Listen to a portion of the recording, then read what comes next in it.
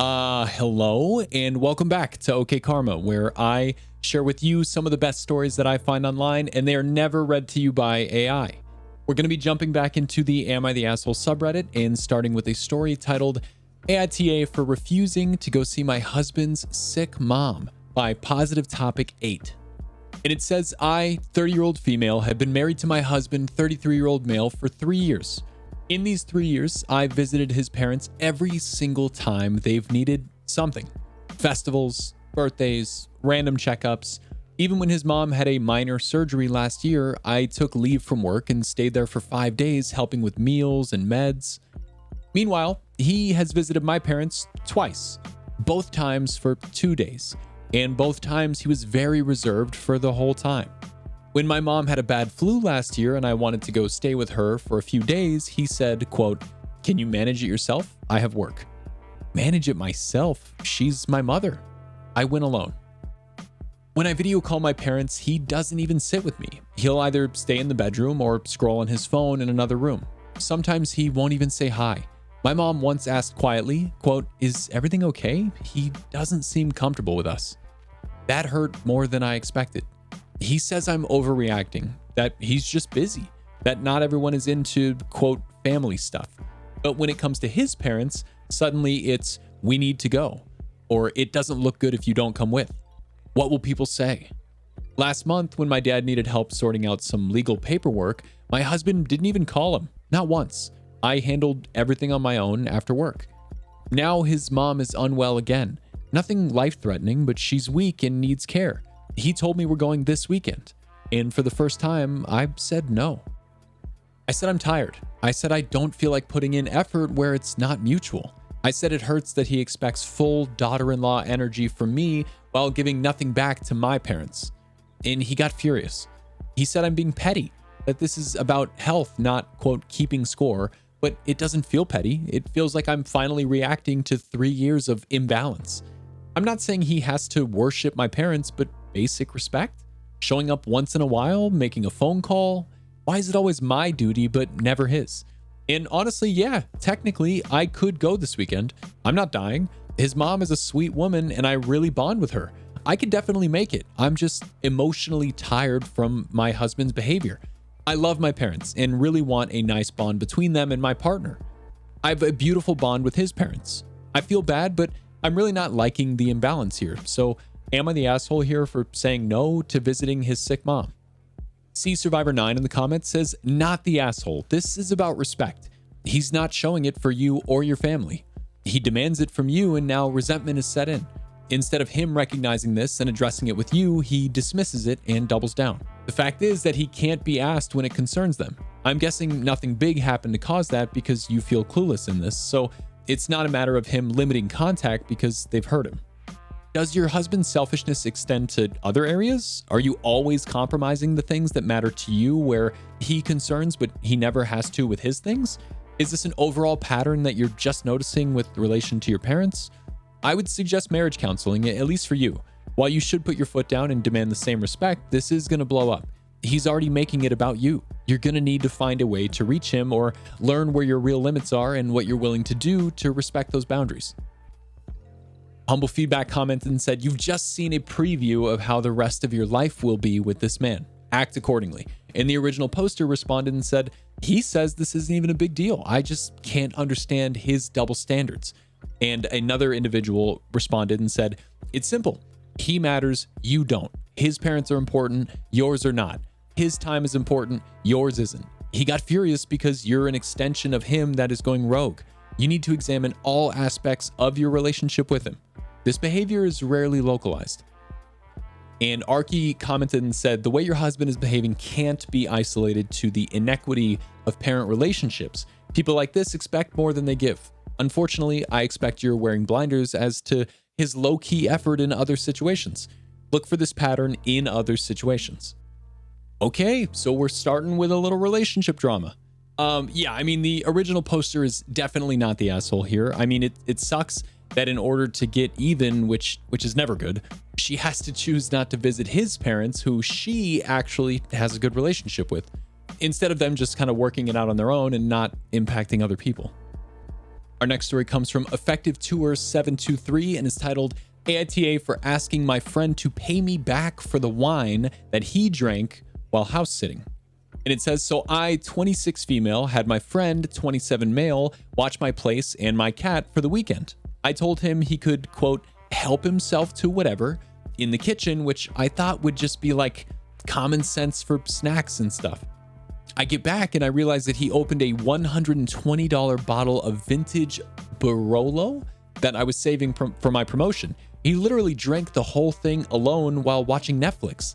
When I asked him about it, he got all weird and said, I, quote, gave him permission because the wine was in the kitchen. Like, okay, but who drinks a $100 bottle of wine without asking first?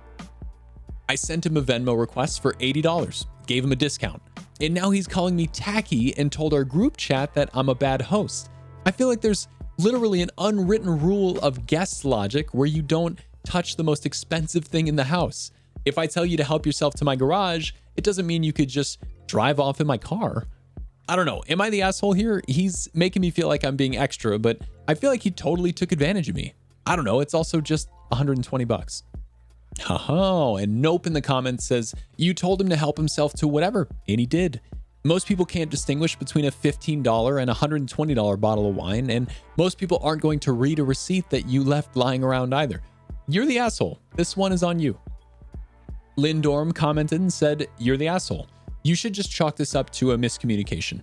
You said help yourself to anything in the kitchen. If you had told him prior, except for that bottle of wine that I'm saving for my promotion, you could ask for full compensation. This is on you. Swallow your ego and let it go, my dude. It'll be better for the friendship.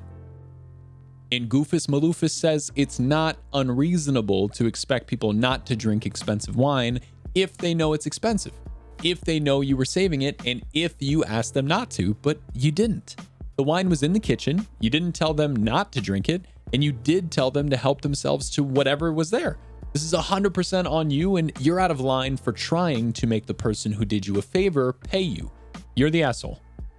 And yeah, I mean, look, if the person house sitting is a wine drinker, and it sounds like they are, then maybe it would be common courtesy to look it up before killing the whole bottle. But I agree 100% that if this particular bottle was so important, then it definitely should have been mentioned beforehand, and this falls on the original poster for a pretty severe lack of communication. And our last story is titled, Am I the Asshole for Not Moving Back In With My Dad Just Because He Got Divorced? By Individual Pass 5261. And it says, my mom died when I, 16-year-old female, was a baby.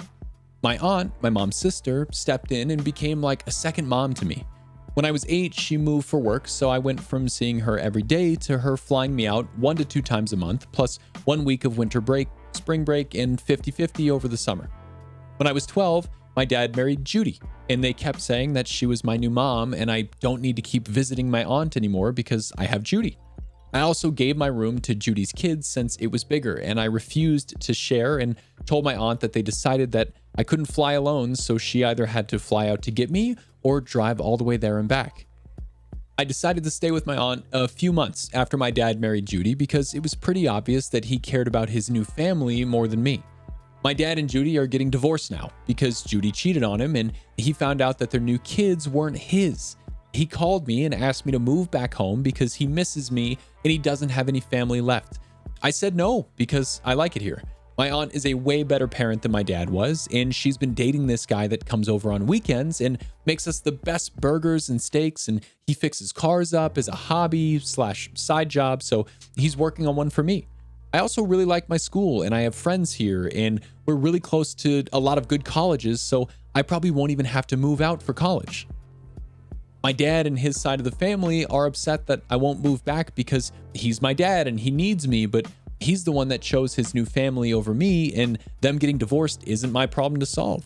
I don't really have to change my mind, but I want to know if me refusing to move back makes me an asshole. Patience Not My Virtue in the comments says, if he wasn't getting a divorce, would he be wanting to make amends and have you in his life? Or is it just about him and the fact that he now has no one? What happens if he gets into another new relationship? I think we all know the answer to the above questions, and you are not the asshole. Aggravating Onion says, also not the asshole. I would be concerned that he just wants a woman to do all of the emotional, mental, physical labor in the house. Do not get sucked into doing that. You have a stable life where you are now. If your aunt wants you to stay, then stay. If he needed you so badly, he should have thought of that when he decided to deprioritize you in favor of Judy's kids. He made his choices and now needs to live with the consequences.